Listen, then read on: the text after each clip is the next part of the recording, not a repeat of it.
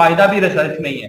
ये स्लाइड्स को रटा लगा के मतलब बुक से रटा लगा के पेपर दे लेना, मतलब वो ना, वो एक टाइम पे आता है कि वो चीजें सब खत्म हो जाती है हमारी। मतलब ज्यादा से ज्यादा 1 साल तक आप लोगों को ये चीजें याद रहेंगी, उसके बाद कोई दिन किसी को भी नहीं पता होगा क्या पढ़ा था आप लोगों ने स्लाइड के अंदर, क्या नहीं पढ़ा था। लेकिन ये जो आप लोग काम कर जाओगे ना एक बार अपने हाथ से, ये आप लोगों को आगे भी याद रहेगा। और इस टाइम जो सबसे मतलब ज्यादा अच्छी जॉब समझी जाती है ना पैसे वाली, वो डाटा साइंस की जॉब है अभी इस टाइम अपनी पूरी ओवरऑल ग्लोबली। मैंने आप लोगों को मतलब डाटा साइंस के प्रोजेक्ट्स भी इसीलिए दिए ताकि आप लोग ये पहले हुए हुए हैं, आप लोग इन्हीं को अपने हाथ से एक बार गुजार लो, चीजों को जैसे हुई हुई है वैसे की वैसे ही कर लो आप लोग। तो आप लोगों को ऑटोमेटिकली अपने आप में इतना कॉन्फिडेंस आ जाएगा कि चीजें ऑटोमेटिकली आप लोगों के पास एक्सप्लोर होना शुरू हो जाएंगी ऐसा ऐसा सारी। ठीक है, और उसके बारे में ये एक्सप्लोर करने से पहले इनके बारे में थोड़ा सा स्टडी करो, मतलब जो बीच में टर्म्स यूज हुई है उनके बारे में स्टडी करो। जो मैंने आप लोगों को लिंक शेयर किया था डाटा प्लेयर के नाम से, ठीक है, तो वो उस लिंक को एक्सप्लोर करो, उसके अंदर प्रोजेक्ट्स भी बताए हुए हैं, उनको ट्रेनिंग यानी कि उनकी ट्रेनिंग भी दी हुई है, एक स्टेप बाय स्टेप सारा प्रोसीजर भी उसमें बताया हुआ है। और वो प्रोजेक्ट जिन रिसर्च पेपर्स के अंदर यूज हुए हैं वो रिसर्च पेपर भी उसी लिंक के अंदर है। अगर आप लोगों को अपने टॉपिक के रेलिवेंट एक भी पेपर कंप्लीट मिल जाता है ना, कंप्लीट रेलिवेंसी जिसमें हो, अब वो पेपर जिस पेपर को जिस बंदे ने भी साइट किया होता है उस पेपर को जब आप लोग जाके गूगल स्कॉलर में निकालते हो ना, ये चीज मैं आप लोगों को करके दिखा देता हूँ।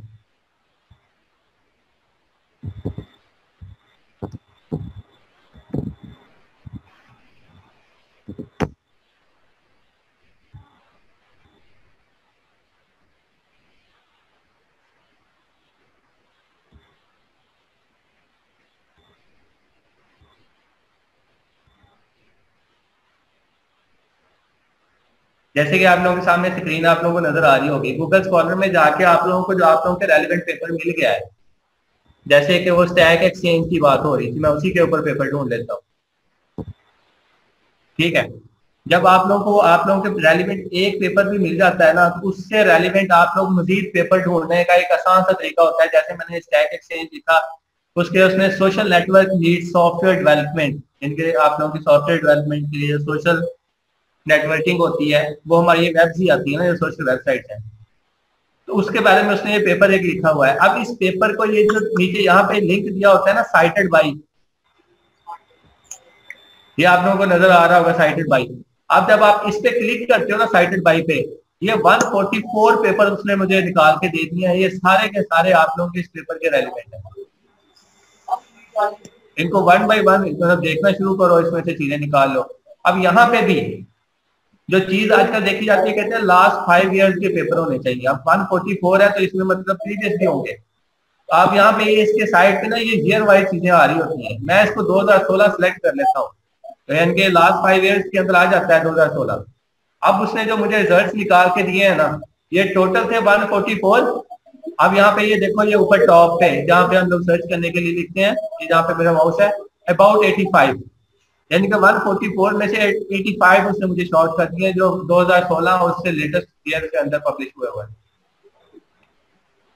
अब ये जो 85 पेपर आए हैं, ये आपके इसी पेपर के रेलिवेंट है। तो इस तरह आप लोग अपने रेलिवेंट पेपर ढूंढते होते हैं, बजाय इसके कि आप लोग बार बार सर्च कर करके उनको डाउनलोड कर करके पढ़ो। ये एक शॉर्ट वे होता है अपने आप लोगों के अपने रेलिवेंट पेपर ढूंढने का। अगर आप लोगों को इसके अंदर से ये पेपर एक पसंद आ जाता है तो इसके नीचे ये साइटेड बाय लिखा हुआ है कि ये 208 लोगों ने साइट किया हुआ है इसको, आप इसके क्लिक करेंगे तो इसके ये 208 पेपर ये इसी के रेलिवेंट आ जाएंगे।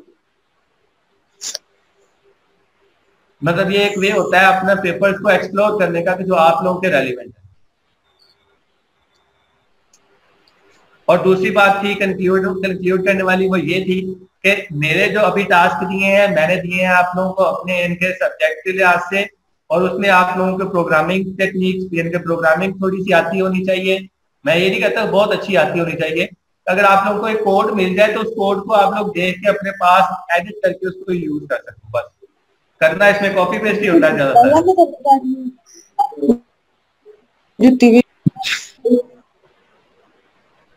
आप लोगों को बस कोड को कॉपी करके अपने पास पेस्ट करके रन करना आता हो, इतना इनफ होता है। ये चीजें आप लोग करो, मतलब अभी इसको स्टडी करो। मैं ये चीज आप लोग करोगे ना जब, तो मैं आप लोगों को मजीद गाइड करता रहूंगा साथ साथ। अगर किसी को कहीं को प्रॉब्लम आएगी तो मुझसे पूछ सकता है। तो अगर कोई बच्चा ऐसा नहीं कर सकता, मतलब उसको प्रोग्रामिंग नहीं आती, मतलब मैथमेटिक्स चीजें उसकी इतना ज्यादा स्ट्रॉन्ग नहीं है, तो वो अभी से अपने मेरे साथ डिस्कस करके अपना टॉपिक चेंज कर ले। बाद में फिर जब टाइम गुजर जाएगा फिर जाके वो चेंज करेगा, तो फिर ना उसके पास करने के लिए टाइम होगा, ना फिर मेरा मतलब प्रॉपर चीजें गाइड कर पाऊंगा, ना ही वो फिर वो चीज को परफॉर्म कर पाएगा। इसलिए अभी से इसी वीक के अंदर अंदर मेरे साथ डिस्कस करके अपना टॉपिक चेंज कर ले। मैं उसको थ्योरेटिकली टाइप चीजें बता दूंगा कि जिसमें ज्यादातर कोडिंग ना करनी पड़े।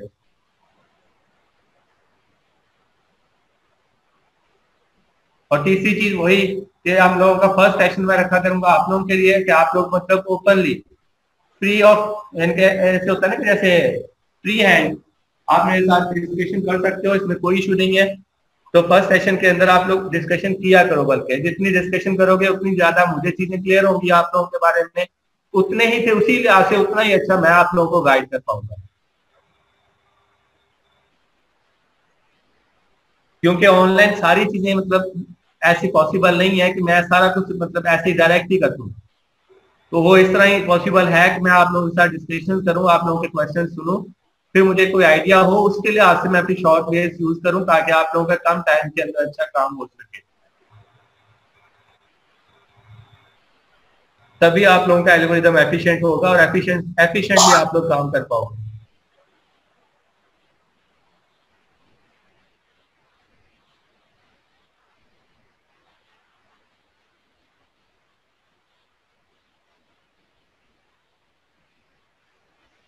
अभी मैं फिर लेक्चर स्टार्ट करता हूँ अपना। तो मजीद चीजों को मतलब ये जैसे मैंने अभी गाइड किया आप लोगों को, इस तरह अपने पहले इसके बारे में स्टडी करो थोड़ा सा, फिर उस लिंक को ओपन करके उसमें से अपनी चीजें एक्सप्लोर करो। आप लोगों के रेलिवेंट चीजें तकरीबन ऑलमोस्ट उस लिंक के अंदर पड़ी हैं। अगर नहीं भी पड़ी तो मतलब थोड़ी थोड़ी सी चेंज पड़ी होंगी, आप उनको देख के अपना मतलब काम कर सकते हो कि उसने ऐसे किया तो मैं भी ऐसे कर सकता हूँ। क्योंकि सबके पास कोई ना कोई डाटा सेट ही यूज हो रहा है ना, तो उस डाटा सेट का एनालिसिस करके प्री प्रोसेसिंग करके उसकी विजुअलाइजेशन करवानी है। उस विजुअलाइजेशन की बेस पे आप लोग फिर प्रिडिक्ट कर देते हो, वो प्रिडिक्शन आप लोगों की कंक्लूजन में आ जाती है या आप लोगों के रिजल्ट में आ जाती है।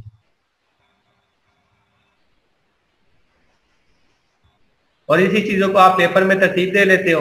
फिर जो आप लोगों ने काम किया होता है उसी के रेलिवेंट आप कुछ पेपर डाउनलोड करके उसका लिटरेचर रिव्यू और इंट्रोडक्शन लिख लेते हो। लिटरेचर व्यू आप लोगों ने पेपर से लिखना होता है, और इंट्रोडक्शन जो आप लोगों ने जब अपने हाथ से काम को गुजार लेते हो ना, तो इंट्रोडक्शन आप लोगों के माइंड में ऑटोमेटिकली सेट हो जाता है। फिर आप लोगों को इंट्रोडक्शन लिखने के मतलब मसला नहीं होगा जब आप लोगों ने उन चीजों को अपने हाथ से एक बार गुजारा हुआ होगा।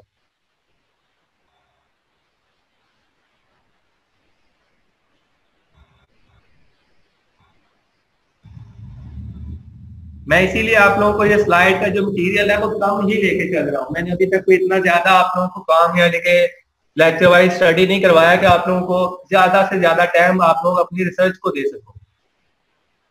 मैं इसलिए सिर्फ यहाँ पे अपनी स्टडी के लिए आके वो चीजें लेके चल रहा हूँ, ताकि मैं जो मतलब एक आउटलाइन भी फॉलो करनी होती है ना एचईसी के पॉइंट ऑफ व्यू से, वो हमारी साथ साथ फॉलो अप होती रहे। तो मैं उस लिहाज से आप लोगों को लेके चल रहा हूँ कि हम लोग अपने यानी कि यूनिवर्सिटी के लिए आज से आउटलाइन को भी फॉलो करते रहे और हमारा काम भी होता रहे। तो इसलिए मैं अपनी स्लाइड को थोड़ा शॉर्टली लेके चल रहा हूँ।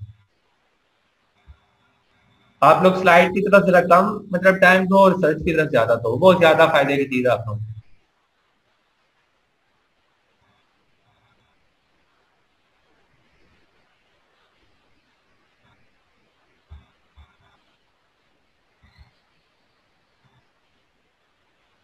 ठीक है फिर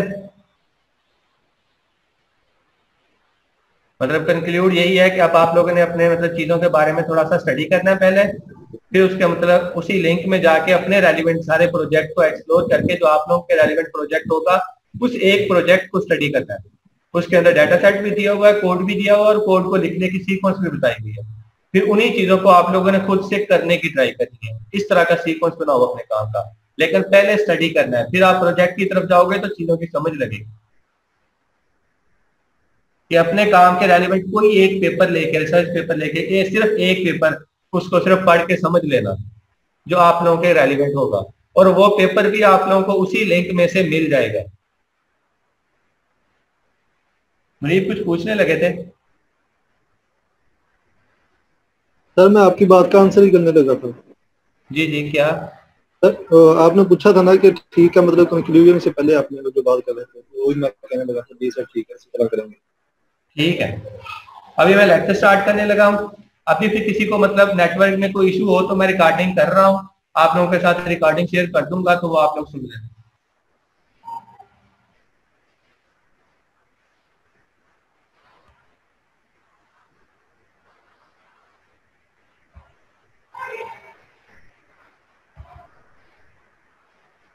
इंफॉर्मेशन रिट्रीवल टेक्निक्स, इसके अंदर जो हमारा आज का टॉपिक है वो वेक्टर स्पेस रिट्रीवल मॉडल है। यानी कि पहले हम लोगों ने लास्ट लेक्चर में देखा था बूलियन, जिसमें हम लोग बाइनरी रिट्रीवल मॉडल देखा था। आज हम लोग वेक्टर स्पेस रिट्रीवल मॉडल देखेंगे। ये इसके कुछ सोर्सेज है, यानी कि ये जो स्लाइड का कंटेंट है जहां जहां से लिया हुआ है। ये रिसर्च में भी आप लोगों ने चीजों का ख्याल रखना होता है कि हम लोग किसी की चीज कॉपी कर सकते होते हैं, लेकिन उसको प्रॉपर रेफरेंस के साथ। जैसे मैं आप लोगों को ये प्रॉपर रेफरेंस देता हूँ ना कि ये स्लाइड का कंटेंट मैंने इस जगह से लिया हुआ है, आप लोगों ने इसके बारे में थारोली स्टडी करनी है तो आप लोग यहाँ पे जाके इन साइट से जाके या इन मतलब बुक से जाके ये वाले चैप्टर्स को स्टडी करोगे तो आप लोगों के रेलिवेंट मटेरियल मिल जाएगा। इस तरह हम लोग चीजें कॉपी कर सकते होते हैं, जैसे हम लिटरेचर व्यू में भी कॉपी करके ही लिखते होते हैं, सिर्फ अपनी वर्डिंग यूज कर देते हैं और उसको प्रॉपर रेफरेंस दे देते हैं कि ये चीज यहाँ से मैंने ली है। यानी कि जो लॉजिक, जो कॉन्सेप्ट आप लोग कहीं से ले रहे हो वो लेके यूज करो, लेकिन उसको उसका रिवार्ड भी दो, यानी कि उसको प्रॉपर रेफरेंस कोड करके फिर उसको यूज करो। तो मतलब ये कुछ रेफरेंसेस हैं जहां से इसके बारे में मटेरियल लिया हुआ है, जो वेक्टर मॉडल के मुताल्लिक जितनी भी यहाँ पे मेरे पास इंफॉर्मेशन शो हो रही है। सर स्लाइड शो नहीं हो रही।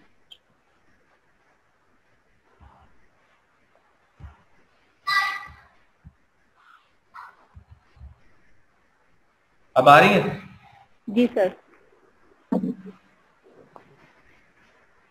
तो ये मैं आप लोगों को ये कुछ एक्नॉलेजमेंट्स के अंदर रिसोर्सेज की बात कर रहा था कि ये वाले स्लाइड का कंटेंट यहाँ से लिया हुआ है, तो आप लोग इसके बारे में मोस्ट मतलब डिटेल थारोली स्टडी करना चाहते हैं तो यहाँ से कर सकते हैं। और हमारा आज का टॉपिक है वेक्टर स्पेस मॉडल का। तो कहते हैं वेक्टर मॉडल के अंदर ये जो इसकी जो फर्स्ट थ्योरी थी ना वेक्टर मॉडल की, वो 1968 के अंदर साल्टन ने पेश की। तो उसने कहा था कि vector space model represents documents and theories as vectors in the term space.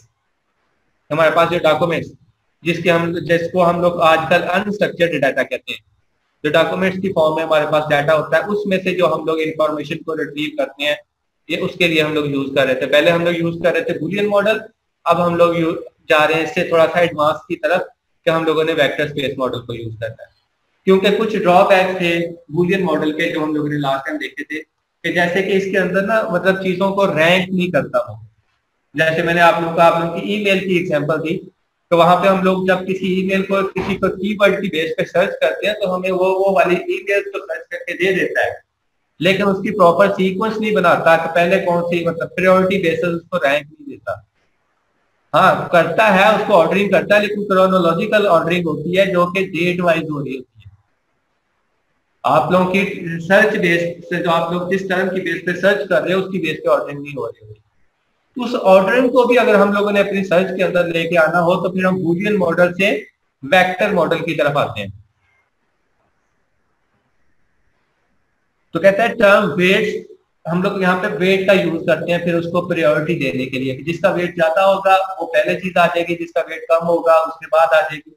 अब ये जो वेट की डिस्ट्रीब्यूशन होगी ये हम कैसे करेंगे इसको हम आगे देखते हैं। Are used to compute the degree of similarity, कि हम लोग अपने कीवर्ड की सिमिलैरिटी की जो डिग्री है उसका स्कोर फाइंड आउट करना है between each document stored in the system and the user theory.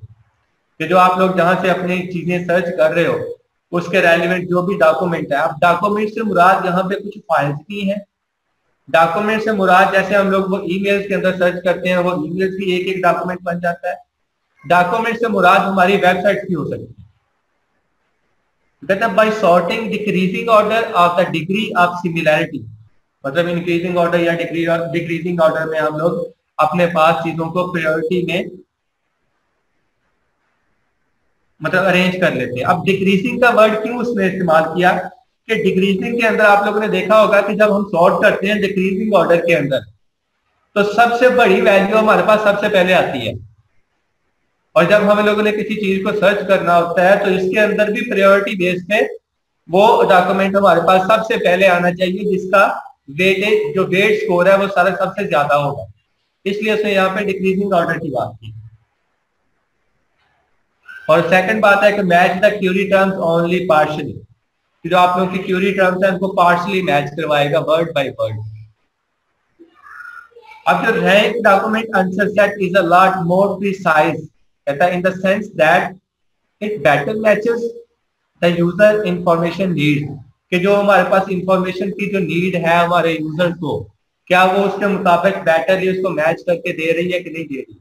अब वो बेटर मैचिंग के लिए हम लोग फिर रैंक डॉक्यूमेंट वाली टेक्निक पे आते हैं, और जो कि हमारे पास है वेक्टर मॉडल। कहता है अब इसके अंदर अब मैयर ऑफ द सिमिलैरिटी, एक तो हम लोगों ने सिमिलैरिटी मैयर करनी है कि हमारे वर्ड्स कहाँ कहाँ पे मैच हो रहे हैं between the two vectors is then computed. और दूसरी चीज होती है कहता है कि डॉक्यूमेंट्स हुज कंटेंट, यानी कि कंटेंट मतलब हम लोग यहाँ पे कंटेंट के लिए टर्म्स का वर्ड यूज करेंगे, यानी कि कंटेंट उसका मतलब है कि terms in the word document, कि वो टर्म जिनको मैं सर्च करना चाह रहा हूँ। जैसे कि अभी मैंने दो टर्म्स लिखी थी गूगल स्कॉलर में जाके, स्टैक एक्सचेंज थी, तो दो टर्म्स थी जिनको मैंने रिसर्च पेपर के अंदर से ढूंढना चाहा, तो उसने मुझे वो तमाम रिसर्च पेपर शो करवा दिए जिनके अंदर वो दो टर्म यूज हुई थी। लेकिन उसने वहां पे उसकी एक हायरार्किकल मॉडल भी बनाया कि जिस पेपर के अंदर रिसर्च पेपर के अंदर सबसे ज्यादा या टाइम यूज हुई थी वो पेपर पहले आ गया, जिसमें उससे कम यूज हुई थी भी बाद में आ गया। पहले उसने इसके लिए आके देखा, दूसरी चीज फिर मैंने उसको दी थी कि ईयर वाइज भी मुझे ये सर्च करके दे, लेकिन ईयर वाइज वो उसकी ऑर्डरिंग नहीं कर रहा था, ऑर्डरिंग वो आप लोगों के कंटेंट बेस पे कर रहा था। ईयर बेस पे सिर्फ उसने इतना किया था कि वो वाले डॉक्यूमेंट लेके आया था जो सिर्फ 2016 या 18 या 19 में थे। उसने ईयर वाइज रैंकिंग नहीं की, रैंकिंग वो कंटेंट वाइज ही कर रहा था वहां पे। तो हम लोगों ने भी जो ये वेक्टर स्पेस मॉडल देखना है ये इसीलिए आके देखना है कि हमारे डॉक्यूमेंट्स को कंटेंट वाइज ऑर्गेनाइज करेगा डिक्रीजिंग ऑर्डर में।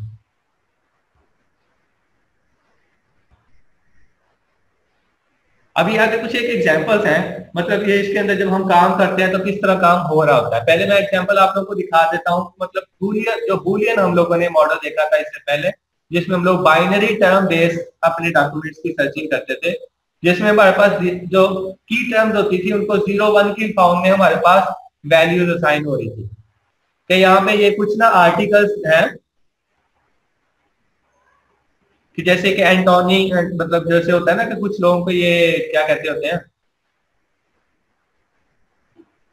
रिसाले वगैरह जो होते हैं, मतलब कुछ लोगों को पढ़ने के लिए होते हैं, तो ये मतलब कुछ उस टाइप की चीजें हैं जो मतलब लोग पढ़ते हैं। तो ये उस टाइप के जो रिसाले नाम है ना जो इनके, ये एंटनी एंड क्लियोपैट्रा और जेलस एंड सीजर और द टेम्पेस्ट हैमलेट, मतलब ये उन तमाम मतलब जो राइट हमारे पास वो जो है ना,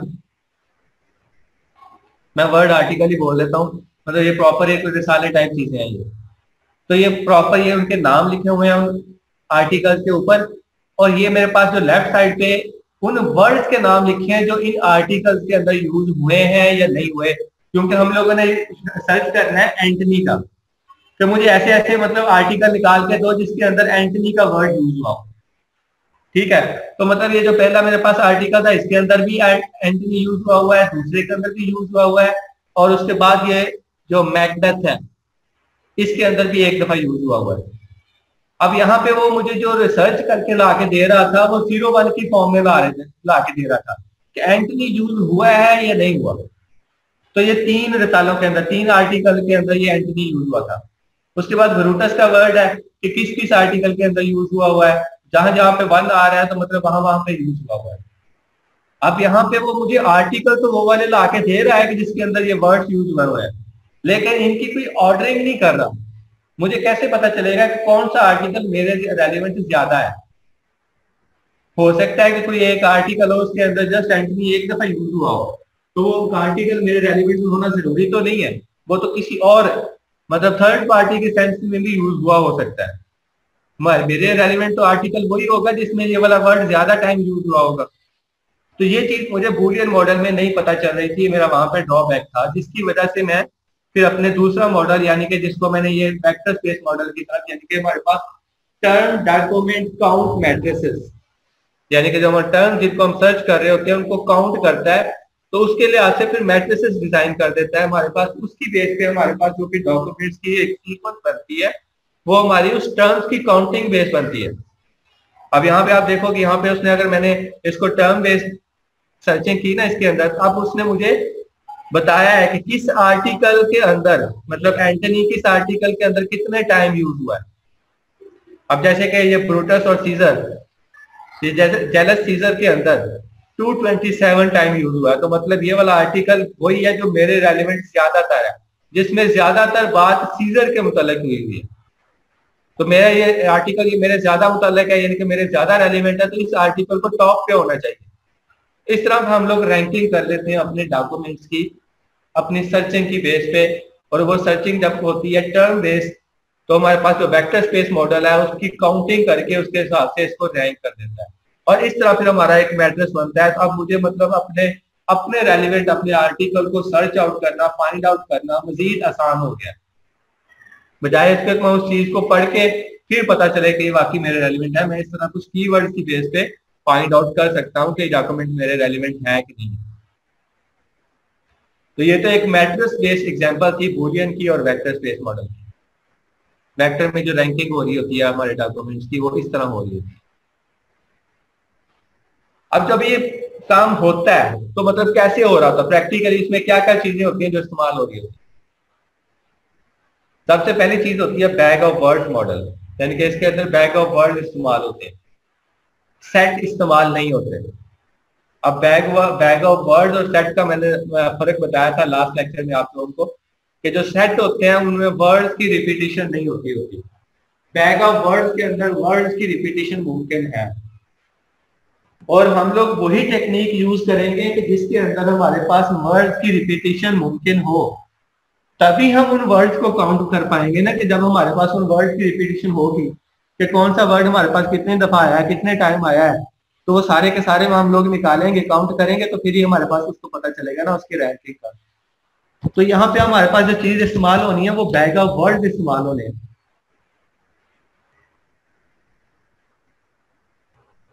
और इसके अंदर जो उसने पहली चीज बताई है बैग ऑफ वर्ड्स के अंदर, कहते हैं vector representation does not consider the ordering of words in a document.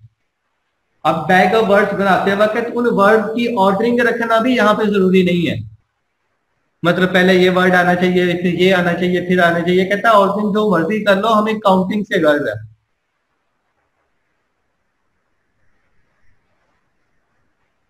तो ये तो था मतलब बैग ऑफ वर्ड्स का तरीकाकार कि ये काम करने के लिए हम लोग बैग ऑफ वर्ड्स को इस्तेमाल करेंगे।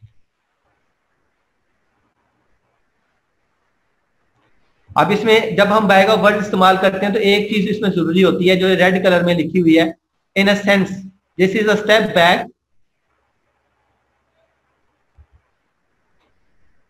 The position index is required to distinguish these two documents. मतलब हमारे पास उसके अंदर हम लोग जो वर्ड्स की इंडेक्सिंग करते हैं, तो ये कहता मतलब जरूरी है, ये हमें करनी पड़ती है जब हम बैग ऑफ वर्ड्स के थ्रू काम करते हैं। दूसरी चीज जो होती है बैग ऑफ वर्ड्स के साथ, वो हमारे पास टर्म फ्रीक्वेंसी होती है, जिसको हम TF से जाहिर करते हैं, T से टर्म और F से फ्रीक्वेंसी। तो कहता है द टर्म फ्रीक्वेंसी यानी कि TF, उसकी बेस में लिखा उसने TD यानी कि term frequency with respect to terms in the document, यानी कि ये TF का मतलब है टर्म फ्रीक्वेंसी और TD का मतलब है टर्म्स इन डॉक्यूमेंट्स। कहता है of terms T in document D, यानी कि जो टर्म T है डॉक्यूमेंट्स में, D is defined as a number of time that T occurs in D। मतलब जो हमारे पास टर्म T है वो ये डिफाइन कर रही होती है कि वो किसी भी डॉक्यूमेंट्स के अंदर कितनी टाइम आ रही है, उसकी काउंटिंग करने के लिए हम लोग टर्म्स को काउंट करते हैं उस डॉक्यूमेंट के अंदर। तो फिर हम लोग we want to use TF term frequency, जो उन टर्म्स के अंदर किसी डॉक्यूमेंट्स के अंदर उस टर्म के जो आने की तादाद होती है वो हमारी टर्म की फ्रीक्वेंसी बन जाती है और उसको फिर हम नाम दे देते हैं TF का।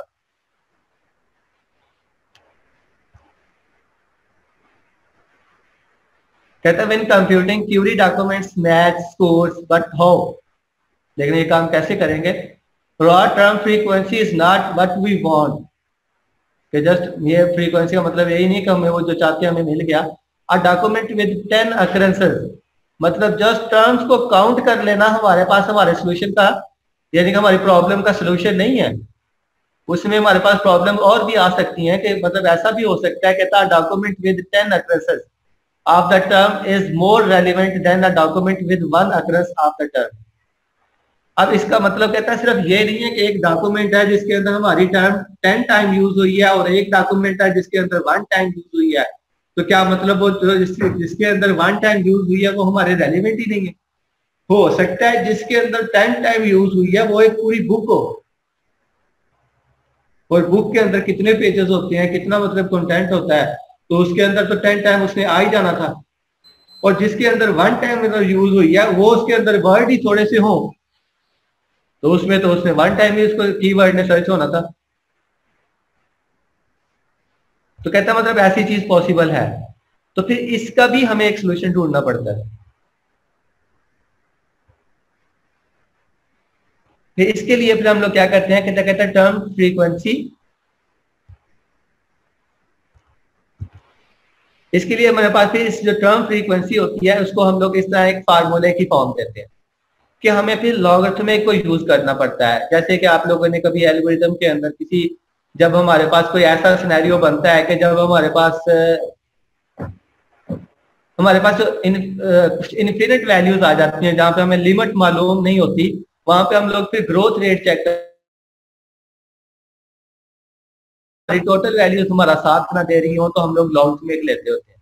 ये लॉगरिथमिक आप लोगों ने गूगल एल्गोरिथम के सब्जेक्ट में भी कुछ एल्गोरिथम को पढ़ते हुए दिया होगा। तो ये भी तो हम एक एल्गोरिथम को ही पढ़ रहे हैं ना। एल्गोरिथम यही होता है ना कि स्टेप बाय स्टेप प्रोसीजर किसी भी काम को परफॉर्म करने के लिए। तो ये हम एक स्टेप बाय स्टेप प्रोसीजर ही देख रहे हैं अपने इंफॉर्मेशन को रिट्रीव करने के लिए, यानी कि डॉक्यूमेंट्स को फाइंड आउट करने के लिए जो मेरे रेलिवेंट होंगे। तो इसमें फिर हम लोग क्या करते हैं कि उसी TF-TD को, यानी कि टर्म फ्रीक्वेंसी को जो कि किसी डॉक्यूमेंट से निकाली गई होती है, उसको log बेस 10 के साथ मल्टीप्लाई करवा देते हैं। तो ये फिर क्या करता है कि जो हमारे पास एक लार्ज अमाउंट में वैल्यूज आ रही थी काउंट होके, ये उसको शॉर्ट कर देगा। शॉर्ट कैसे करेगा? जैसे आप लोगों के नीचे तरतीब में दिखाया हुआ है एरोस को यूज करते हुए कॉमा सेपरेटर के साथ, मतलब जो 0 टाइम आया तो उसने तो 0 टाइम ही रहना है, जो 1 टाइम आया उसने 1 टाइम ही रहना है। लेकिन जो 2 टाइम आएगी, यानी कि जिसकी टर्म फ्रीक्वेंसी 2 होगी, वो जब log बेस 10 के साथ मल्टीप्लाई होकर आंसर आएगा तो 1.3 बन जाएगा। और जो अगर मेरे पास किसी वर्ड की काउंटिंग 10 आ रही है तो वो log के साथ मल्टीप्लाई होकर 2 हो जाएगा। तो इस तरह हमारे पास जो एक लार्ज अमाउंट में वैल्यूज आ जाती हैं काउंट होके किसी भी वर्ड के अगेंस्ट, तो हम लोग उसको शॉर्ट कर लेते हैं। यानी कि जो अभी हमारे पास प्रॉब्लम थी कि जस्ट काउंटिंग कर लेना हमारे पास सोल्यूशन नहीं होता, हमारे पास हम लोगों ने उसके सोल्यूशन के लिए कि अगर अमाउंट ज्यादा हो जाए काउंटिंग की तो उसको शॉर्ट करवाना पड़ता है। और शॉर्ट फिर हम लोग मैथमेटिकली इस तरह की चीजें यूज करते हैं कि जैसे मैंने अभी log 10 के साथ उसको मल्टीप्लाई करवा दिया, तो ये मेरे पास बन जाएगी log फ्रीक्वेंसी वेटिंग। मतलब फ्रीक्वेंसी यानी कि उसके साथ log के साथ मल्टीप्लाई कर दिया तो उसके बाद log फ्रीक्वेंसी वेटेज बन गए, वेट्स बन गए मेरे पास। इसको शॉर्ट फ्रीक्वेंसी को शॉर्ट करने से भी इसकी रेलिवेंसी तो चेंज नहीं होगी ना? नहीं, रेलिवेंसी चेंज नहीं होगी। अब आगे आगे देखो कुछ और चीजें भी है जो हम इसके साथ ऐड करेंगे ताकि इसकी रेलिवेंसी और एफिशिएंसी पे फर्क ना आए। अभी मेरा ये कंप्लीट नहीं हुआ। अब एक चीज तो हम ये करते हैं, दूसरी चीज में हमारे पास एक सोल्यूशन इसका ये भी होता है कि we can use another normalization method. मतलब नॉर्मलाइज करते हैं ना, चीजों को शॉर्ट कर करके अलग-अलग कर लेते हैं। तो इसलिए यहाँ पे नॉर्मलाइजेशन का वर्ड इस्तेमाल किया गया है, ना कि अब इसका मतलब ये नहीं कि जो डेटाबेस में नॉर्मलाइजेशन होती है वो वाली नॉर्मलाइजेशन है, यानी कि अपनी टर्म फ्रीक्वेंसी को नॉर्मलाइज करना। तो उसके लिए फिर एक ये भी था कि कहते हैं find the term frequency of all terms in a document. उसके बाद find out the maximum term frequency, कि मैं उसके अंदर से मैक्सिमम भी फाइंड आउट कर लूं और अपनी टर्म की जो फ्रीक्वेंसी है ये भी फाइंड आउट कर लूं। यानी कि टर्म फ्रीक्वेंसी ऑफ आइटम जो वो जिसको मैं सर्च करना चाह रहा हूं, और टर्म फ्रीक्वेंसी जो मैक्सिमम होगी उस डॉक्यूमेंट की ओवरऑल, तो मैं उसकी जो अपने आइटम की फ्रीक्वेंसी को मैक्सिमम के साथ डिवाइड कर दूं, तो मेरे पास जो एक मेरे टर्म फ्रीक्वेंसी की आइटम्स की जो वैल्यू निकल आएगी वो भी एक शॉर्ट फॉर्म के अंदर आ जाएगी। तो कहता है this brings term frequency of each term in a document between 0 and 1। तो इस तरीके के से मेरे पास जो आंसर आएगा वो कुछ 0-1 की फॉर्म में, 0-1 की रेंज में मेरे पास आंसर आ रहा होगा। तो इसलिए इस तरीके से भी मैं अपनी फ्रीक्वेंसी को नॉर्मलाइज कर सकता हूँ। Rare terms are more informative than frequent terms, stop words, कि हमारे पास अब जब हम टर्म फ्रीक्वेंसी को सर्च आउट करते हैं तो हमारे पास फिर कुछ स्टॉप वर्ड्स आते हैं। यानी कि अगर मैं इस तरीके से करूंगा ना कि अपने आइटम की और ओवरऑल आइटम की अगर फ्रीक्वेंसी को निकालूंगा तो हमारे पास कुछ स्टॉप वर्ड्स होते हैं ना, जैसे कि दी, एट, टू। अब दी का वर्ड जो होता है वो डॉक्यूमेंट में कितने टाइम यूज हुआ होता है, तो इस तरह के हमारे पास स्टॉप वर्ड्स होते हैं, इनको हम लोगों ने रिमूव करना होता है। ये हम लोग मैं आगे आगे आप लोगों को बताता हूँ कि स्टॉप वर्ड ऑटोमेटिकली किस तरह रिमूव हो जाते हैं जब हम अपने तरीकाकार को एक सीक्वेंस में तरतीब देते हैं। तो इसके साथ फिर हमें जो दूसरा तरीकाकार इंप्लीमेंट करना पड़ता है, कहता है frequent terms are less informative than are rare terms. कि जो हमारे पास स्टॉप वर्ड्स आते हैं ये फ्रीक्वेंट टर्म्स में आती है ना, कि इनके फ्रीक्वेंटली इस्तेमाल होने वाले वर्ड्स होते हैं, उनको हम स्टॉप वर्ड्स कहते हैं। जैसे कि मैंने एग्जांपल दी की, इनके दा का जो वर्ड यूज करते हैं हम लोग, या टू, एट, इस तरह के। Consider a query term that is frequent in the collections, ठीक है, for example high, increase, line. उसके बाद a document containing such a term is more likely to be relevant than a document that does not. इनके जो हमारे relevant terms हैं उसी को हम लोग सर्च आउट करें और उसी के मुताबिक अपने रिजल्ट्स लेके आए तो ज्यादा मीनिंगफुल होते हैं हमारे लिए। लेकिन कहते हैं but it's not a sure indicator of relevancy, मतलब ये इतना ही काफी नहीं होता। वो स्टॉप वर्ड्स को हम लोगों ने बीच में इस्तेमाल जरूर करना होता है, लेकिन उसको किसी तरीके से रिमूव करना है।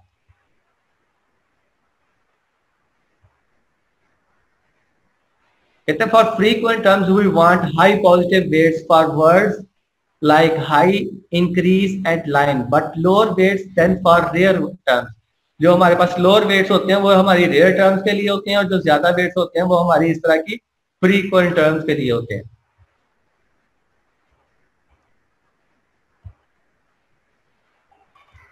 उसके लिए फिर कहता है हमें क्या करना पड़ता है। अब IDF मतलब जो हमारा यानी कि जो हमारे आइटम डाटा यानी कि डॉक्यूमेंट फ्रीक्वेंसी के जो हम लोग वेट कर लेते हैं, इसको हम IDF यानी कि जो मेरे रेलिवेंट डॉक्यूमेंट है उसकी फ्रीक्वेंसी मैंने निकालनी है। तो उसमें कहता है डाटा डॉक्यूमेंट की फ्रीक्वेंसी किसके लिहाज से, किसी एक टर्म के लिहाज से, जो टी लिखा हुआ बेस के अंदर। कहता है is the document frequency of T the number of documents that contains T, मतलब वो वाले डॉक्यूमेंट जो टी को जस्ट कंटेन कर रहे होंगे। तो मेरे पास वो वाले डॉक्यूमेंट्स क्या बन जाएंगे, DFT is an inverse measure of the informativeness of t, कि हम लोग उसका मतलब इनवर्स मेजर्स ले लेते हैं।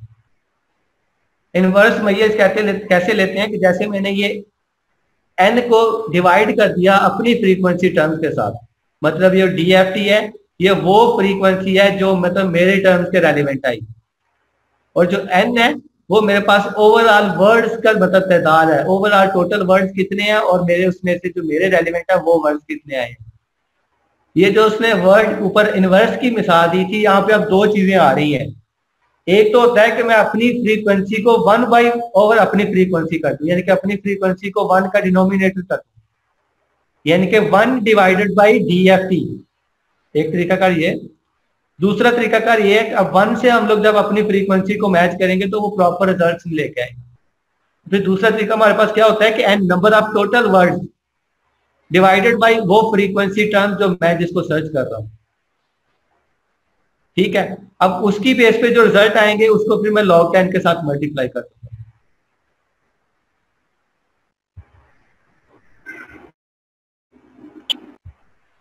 अब जब इस तरह, यही जो मैंने अभी आप लोगों को बताया कि IDF एग्जांपल सपोज n, यानी कि टोटल इसमें नंबर ऑफ वर्ड कितने हैं 1 मिलियन, एक डॉक्यूमेंट है उसके अंदर मेरे पास 1 मिलियन वर्ड है, ये इसी फार्मूले के मुताबिक ये कुछ मतलब आप लोगों को एनालिसिस करके दिखा रहा हूं।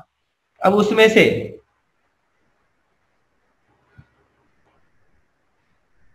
ये जो DFT है ये मेरे पास वर्ड्स की काउंटिंग है, डॉक्यूमेंट में से मेरी टर्म की फ्रीक्वेंसी है, और जो IDFT है ये मैंने इसको कन्वर्ट किया है, यानी कि मैंने नॉर्मलाइज किया है ताकि जो मैंने इससे पहले टर्म फ्रीक्वेंसी निकाली थी ना उसके लिहाज से इसको मैं अपने पास मैच करवा सकूं।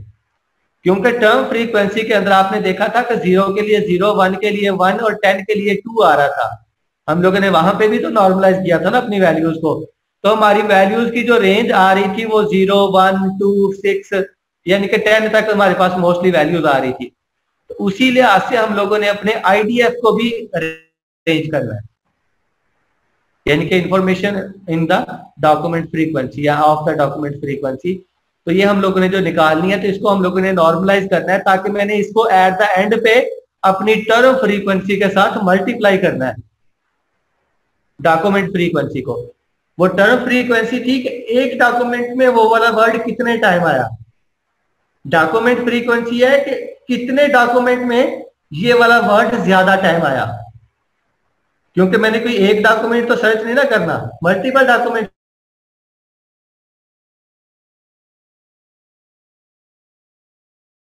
फ्रीक्वेंसी के अंदर जब हम लोग इस तरह n को अपनी डॉक्यूमेंट की फ्रीक्वेंसी के साथ मल्टीप्लाई करके उसको log 10 के साथ मल्टीप्लाई करेंगे तो हमारे पास ये जो 100, 1000, 10,000, 1 मिलियन तक हमारे पास अमाउंट आ रही थी, ये बहुत लार्ज मकदार में थी।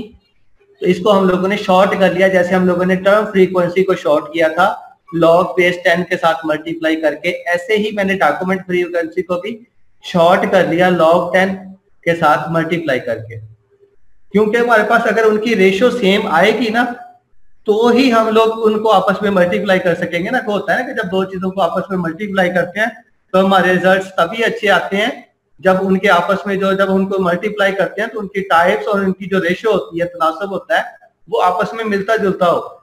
अब वहां पे हमारे पास वैल्यूज आ रही थी 1, 2, 4, 5, 6, 10 में, और यहाँ पे आप थाउजेंड्स और मिलियंस की फॉर्म में आनी थी, तो ये तो हमारे पास फर्क आ जाना था। इसलिए हम लोगों ने इसको भी log 10 के साथ मल्टीप्लाई करके इसकी वैल्यू को शॉर्ट कर लिया।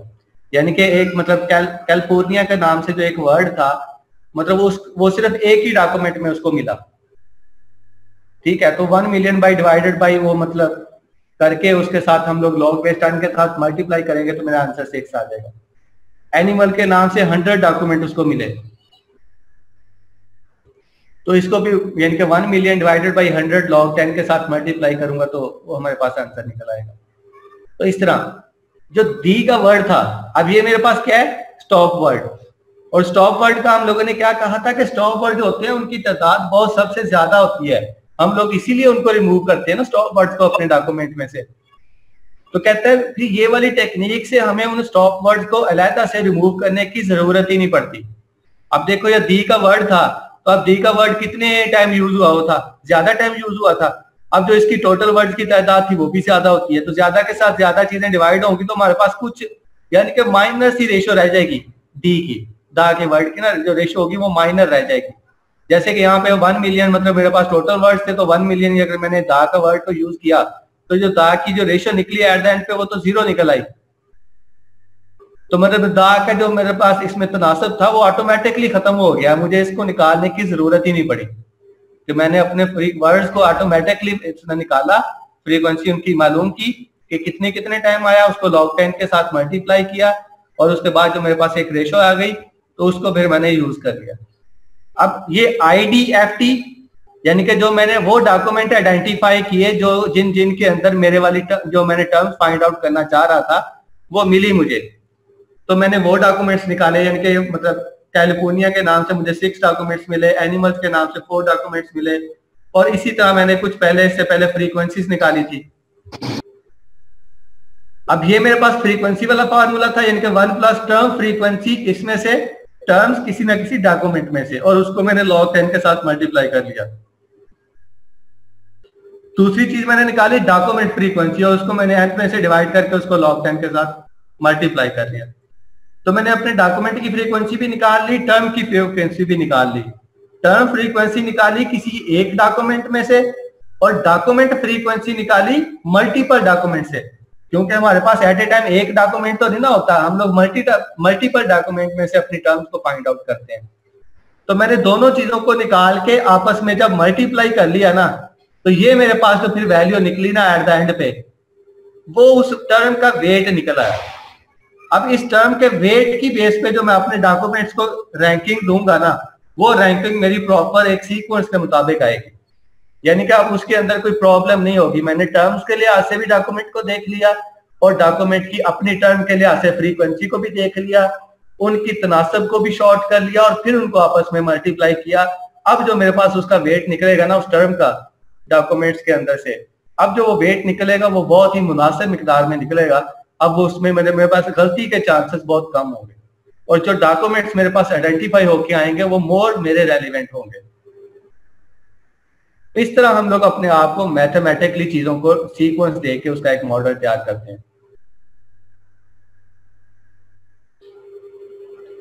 तो मतलब ये तो आज की चीजें, मतलब वेक्टर स्पेस मॉडल, मतलब मॉडल ही है ना एक, ये एक मॉडल बन जाता है हमारे पास। फिर इसी मॉडल को यूज करते हुए इसी फार्मूले को हम किसी न किसी कोड के अंदर इस्तेमाल करके अपने डाटा में से कोई इस तरह चीजें इस्तेमाल करके उसमें से निकाल लेते हैं। अब जब हम लोगों ने इस मॉडल को किसी प्रोग्रामिंग में इस्तेमाल करना होता है तो उसके हमारे पास कुछ फंक्शन हमें बने बनाए मिल जाते हैं कुछ लैंग्वेजेस में से, जैसे आर और पाइथन का मैंने बताया आप लोगों को। कुछ चीजें हमें खुद मतलब लॉजिकली तैयार करनी पड़ती हैं। प्रोग्रामिंग है ना, प्रोग्रामिंग में लॉजिक्स तो लिखनी पड़ती हैं, वरना आर का और पाइथन का कोड इतना टफ नहीं है, कोड हमें बना बनाया मिल जाता है। यहाँ पे टफ चीज क्या है कि उस कोड को इस्तेमाल करना कैसे है, मतलब उसकी आपस में लॉजिक कैसे क्रिएट करनी है अपने मॉडल के हिसाब से। तो पहली चीज होती है मॉडल, दूसरी चीज होती है उसके मुताबिक अपने कोड को डिजाइन करके अपने डाटे को विजुलाइज कर लेना उस हिसाब से। और एट द एंड पे जब हम विजुलाइज करते हैं, तो जब किसी चीज को हम विजुलाइज करते हैं तो इंसानों के अंदर मतलब इतनी मतलब एफिशिएंसी होती है कि उसकी विजुअलाइजेशन यानी कि उसके रिजल्ट्स को देख के बता सकता है कि इसके रिजल्ट्स ठीक आए हैं कि नहीं आए, क्योंकि वो रिजल्ट्स किसी न किसी कुछ डाटा सेट के ऊपर आ रहे होते हैं। तो हम डाटे को देखते हुए अपने रिजल्ट्स को देखते हैं जब, तो हमें पता चल जाता है कि मेरा जो मॉडल था ये ठीक काम कर रहा है कि नहीं कर रहा। तो ये इस तरह फिर हमारे जो काम की एक सीक्वेंस बनती है, इसी सीक्वेंस के साथ हम इस अपने काम को अपने पास राइट अप कर लेते हैं। पहले हम मॉडल को बारे में लिख लेते हैं, उसके बाद हम लोगों ने जब उसको इम्प्लीमेंट किया उसको राइट अप कर लेते हैं, उसके बाद जो हमारे पास रिजल्ट्स आए, विजुअलाइजेशन आई, उसको कंक्लूड कर लेते हैं। मेन हमारा रिसर्च पेपर के अंदर यही काम देखा जाता है। लिटरेचर व्यू और इंट्रोडक्शन तो किसी का काम होता है, वो हम देख के उधर से अपने पास राइट अप कर रहे होते हैं, वो इतनी ज्यादा चीजें मैटर नहीं करती, वो तो आप कॉपी पेस्ट करके रिप्लेस भी कर सकते हैं।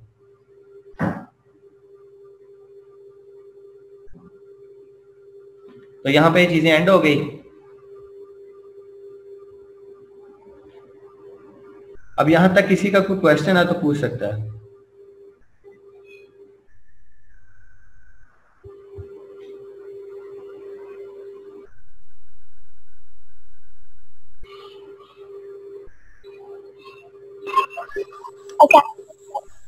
वालेकुम सलाम।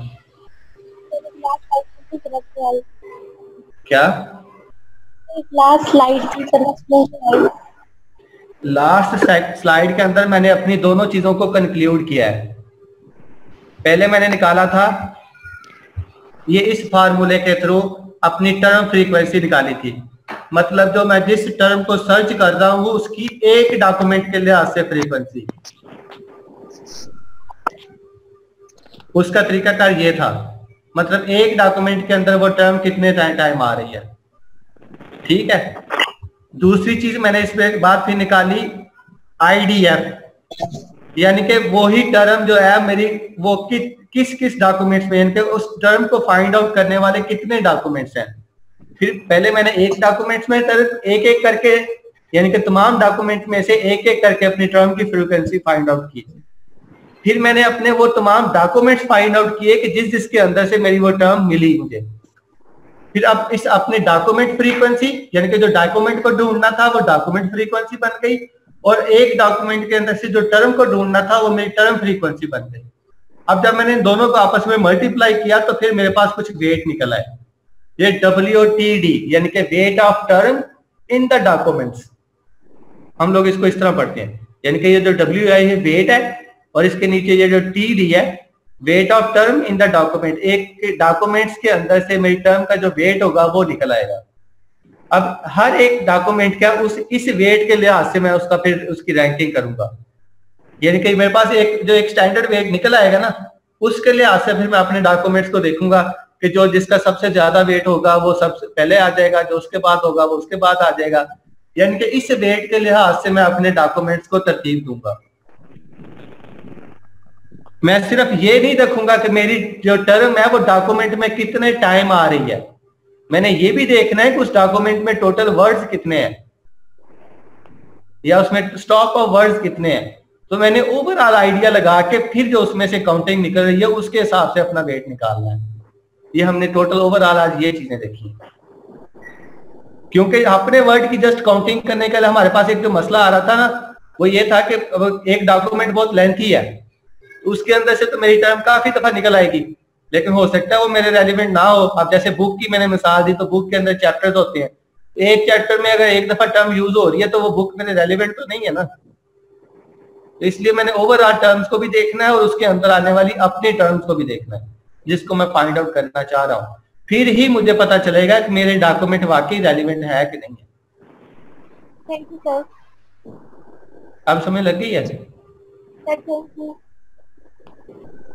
आपकी बात स्लो है, मुझे सुनाई नहीं दी। आ गई बाकी लोगों को? सर मेरा एक क्वेश्चन है सर, इसमें जो कैपिटल एन है वो total terms in one document है या total terms in all documents है? Total terms in one document.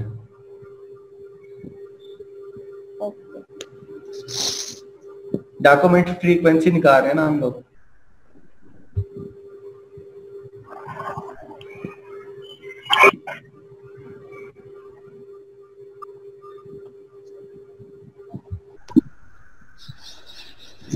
कोई और?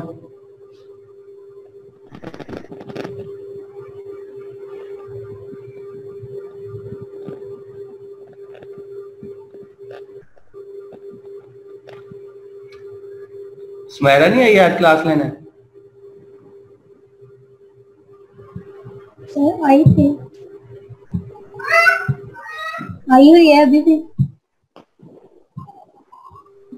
पहली क्लास में तो बड़ा बोल रही थी, अब दोबारा चुप कर गई, ख्याल तो है? पढ़ रही होगी। सो रही होगी? जी सर, अटेंडेंस वही तो लगा रहा हूँ, अटेंडेंस चेक कर रहा हूँ ना, कौन कौन है, कौन कौन सोया हुआ है। सर मैं जाग रहा हूँ सच्ची, सारे जाग रहे हैं। 5-6 बंदों के अलावा 5-6 बंदों के अलावा बोल तो भी रहा नहीं। सर हम बोल तो रहे हैं, बोल रहे थे हम। मैं बोल रहा था सर, बाद में मुझे पता चला कि मेरा माइक म्यूट है सर। मेरा वाकई सही हुई है, बोली अभी तक बोली। इस तरह के और भी होंगे बीच में। सर उसका नेट स्लो है आज ना, नेट का प्रॉब्लम भी है उसका। नेट स्लो है? जो मोबाइल पे चला रही थी वो, और उसका ना डिवाइस वाला जो नेट है वो आज बंद हुआ है, इस वजह से कोई मसला हुआ। तुम सो के उठे हो क्या?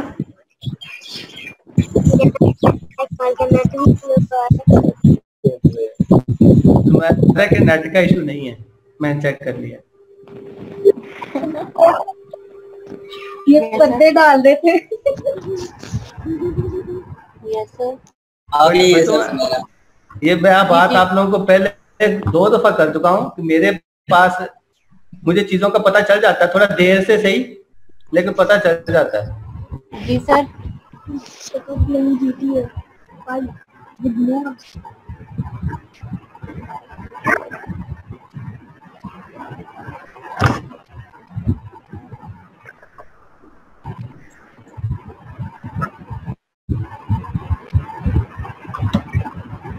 मेरा बोल रही है सर, लेकिन उसकी आवाज नहीं आ रही।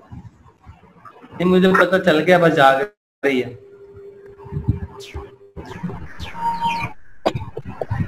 नेट का ही प्रॉब्लम है, इसलिए आवाज नहीं आ रही उसकी। हो सकता है, लेकिन इतना भी नहीं है। वो कहीं मसरूफ है और काम है। नहीं नहीं सर, मसरूफ नहीं हूँ, मैं सुन रही हूँ, इधर ही हूँ। बस आप लोग कह रहे थे उसके नेट का इशू है। सर नेट का इशू है, सुबह से ही पता नहीं बस खुद ही सही हो जाता है, डिवाइस भी रीस्टार्ट किया 2-3 बार। मेरे तरफ से नेट का इशू तो नहीं आया ना अब दोबारा? नहीं, अब तो सही आ रही है सर, आपकी आवाज तो अब सही आ रही है। मैं यही चेक करना चाह रहा था कि तुम्हें मेरे पूरे लेक्चर की आवाज सही है, ये तो मतलब तुम्हारे नेट का भी इशू नहीं है। सर मेरी आवाज से ना पहले आपकी सही नहीं आ रही थी आवाज, जब सब कह रहे थे अब सही आ रही है, जब दोबारा वही, क्योंकि मेरी आवाज का तो मुझे पता है कि किसी ने भी कंप्लेन की ही नहीं, अगर हुई होती तो कोई कंप्लेन करता। अब मैं आपकी आवाज का चेक करना चाह रहा था कि अगर आपको भी मेरी आवाज सुनी है ना तो फिर आप यही कहोगे कि वाकई आपका इशू नहीं आया था। मतलब आप मेरी मतलब सर मुझे समझ आ गई थी इसलिए मैंने यही जवाब दिया। बहुत स्मार्ट है।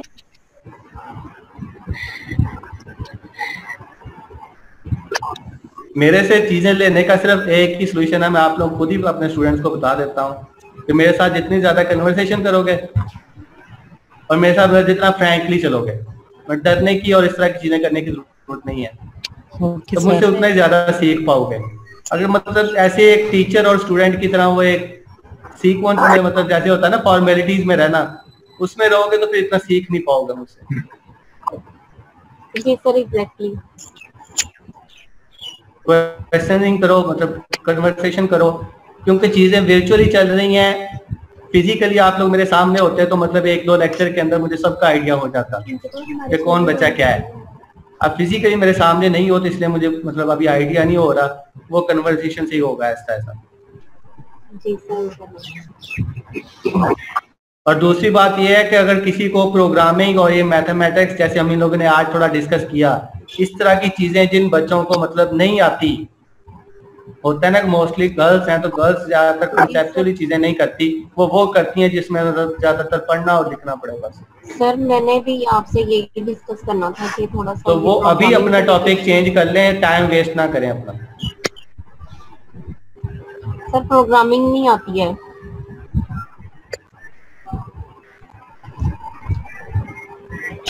तो फिर अभी अपना टॉपिक चेंज कर लो आप। अपना ना रिसर्च पेपर की टाइप्स होती हैं, मैं आप लोगों को एक जनरल आइडिया दे देता हूं ताकि आपकी तरह के कुछ और भी बच्चे हैं जो बोल नहीं रहे।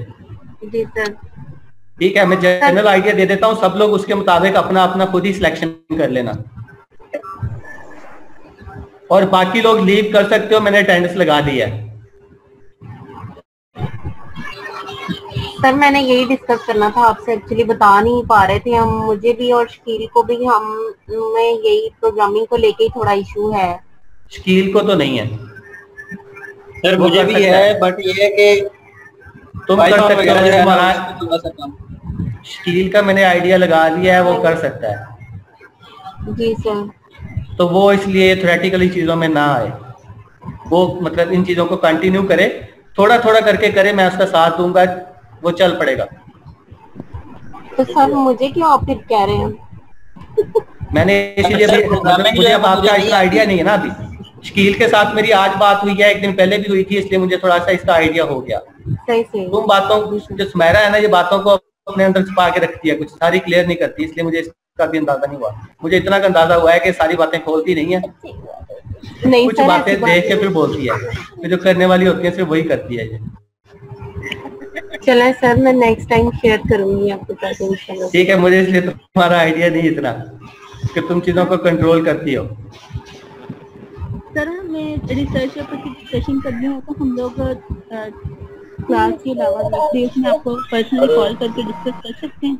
हाँ, मुझे व्हाट्सएप पे मैसेज कर देना, मैं फिर आप लोगों को उस लिहाज से टाइम बता दिया करूंगा, उस टाइम कर लिया करना, क्योंकि मेरे पास और भी काफी चीजें चल रही होती हैं और मतलब टाइम थोड़ा सा ना बिजी होता है काफी।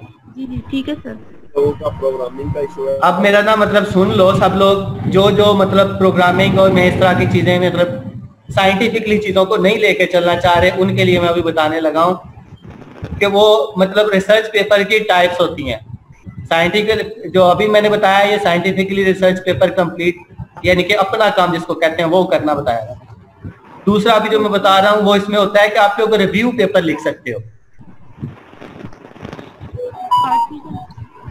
अब रिव्यू पेपर लिखने का तरीकाकार आप लोगों ने ऐसा होता है कि आप लोगों ने खुद से कोई मॉडल नहीं डिजाइन करना होता, जो पहले से मॉडल बने हुए हैं उन्हीं को स्टडी करके उनका कंपैरिजन करना होता है आपस में, और कंपैरिजन करके उसके बाद आप लोगों ने एक सॉल्यूशन प्रपोज करना होता है, उसको इंप्लीमेंट नहीं करना होता।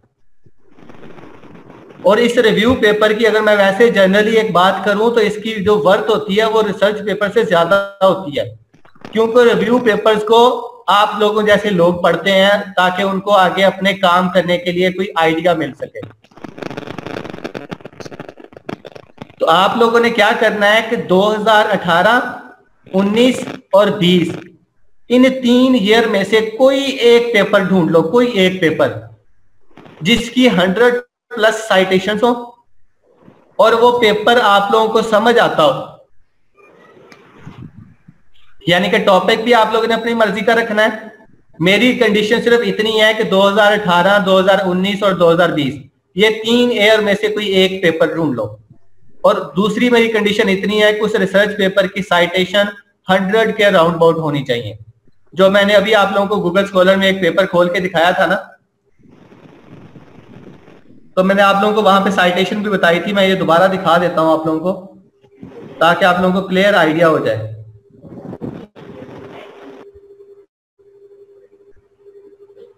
अब जैसे ये पेपर एक है, जो पहला लिंक आप लोगों को नजर आ रहा है, तो इसके अंदर ये साइटेड बाय 60 पीपल्स, यानी कि 60 पेपर्स, यानी कि 60 रिसर्च पेपर्स ऐसे हैं जिन्होंने इसको साइट किया है।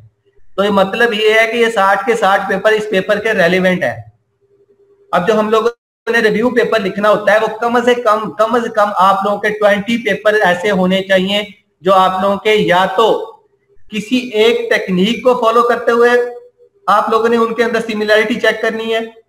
मतलब जब आप लोगों ने पेपर्स का कंपैरिजन करके रिव्यू पेपर लिखना होता है ना, उसमें दो चीजें होती हैं। या तो आप टेक्निक सेम कर लेते हो तमाम पेपर के अंदर कि जो उसने एक मॉडल यूज किया है या जो आपने काम करने के लिए एक टेक्निक अडॉप्ट की, वो तमाम बंदों ने एक ही टेक्निक को यूज किया, लेकिन डाटा सेट या फिर एनवायरमेंट या फिर उनका काम करने का तरीका का जो था किसी चीज के ऊपर वो डिफरेंट हो गया।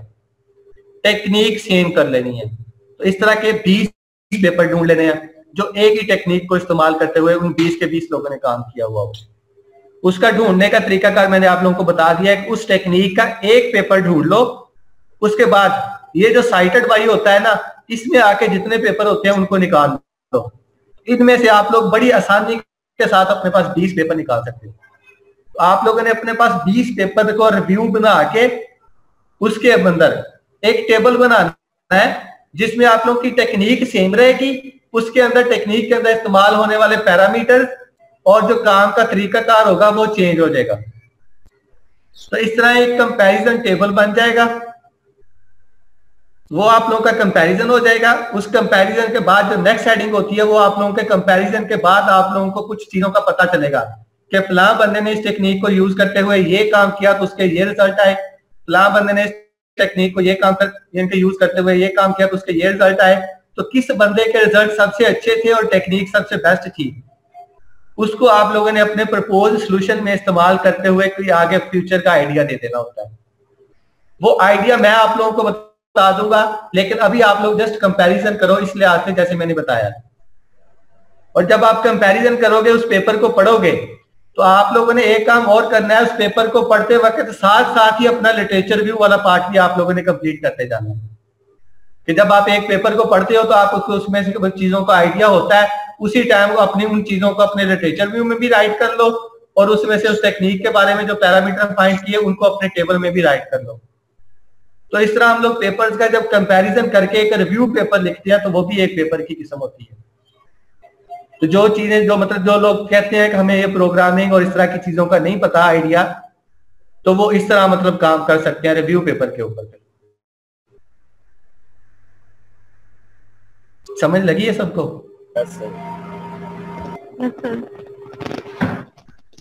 तो मतलब मेरी कंडीशन सिर्फ इतनी है कि 2018 से ऊपर वाला कोई भी एक पेपर अपनी मर्जी का टॉपिक का लेके उसके ऊपर काम शुरू कर दो।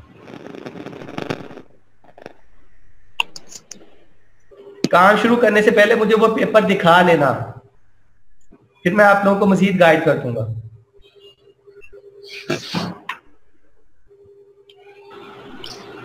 और कोशिश करना वो पेपर ज्यादातर मेरे मेरे रेलिवेंट ही हो। मैंने अपनी फील्ड आप लोगों को बता दी हैं, semantic web, AI web, data science, machine learning, मतलब डाटा के रेलिवेंट और हमारे पास चीजें इस्तेमाल हो रही होती है ना, इनके रेलिवेंट ही होना चाहिए, फिर मैं आप लोगों को ज्यादा अच्छे तरीके से गाइड कर सकूंगा। इनके अलावा कोई होगा तो फिर मैं ज्यादा अच्छे तरीके से गाइड नहीं कर पाऊंगा।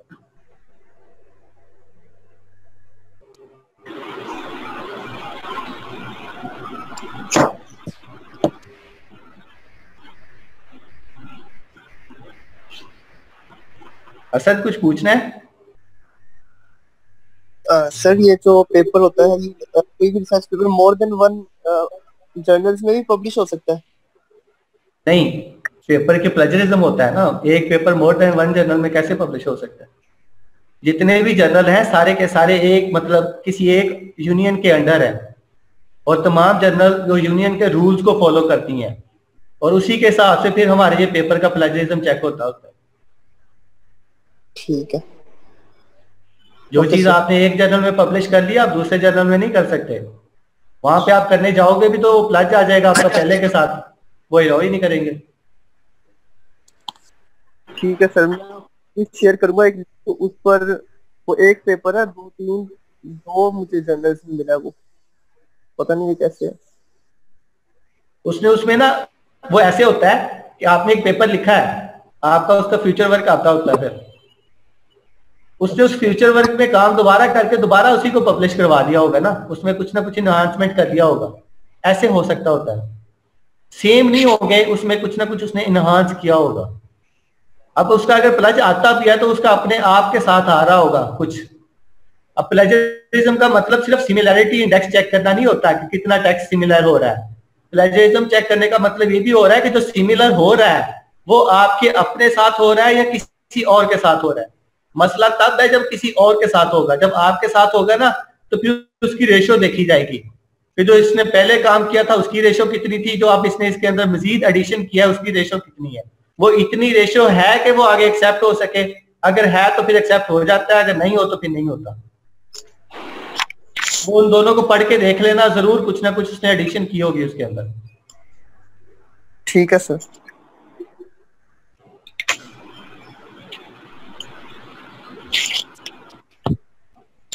कोई और?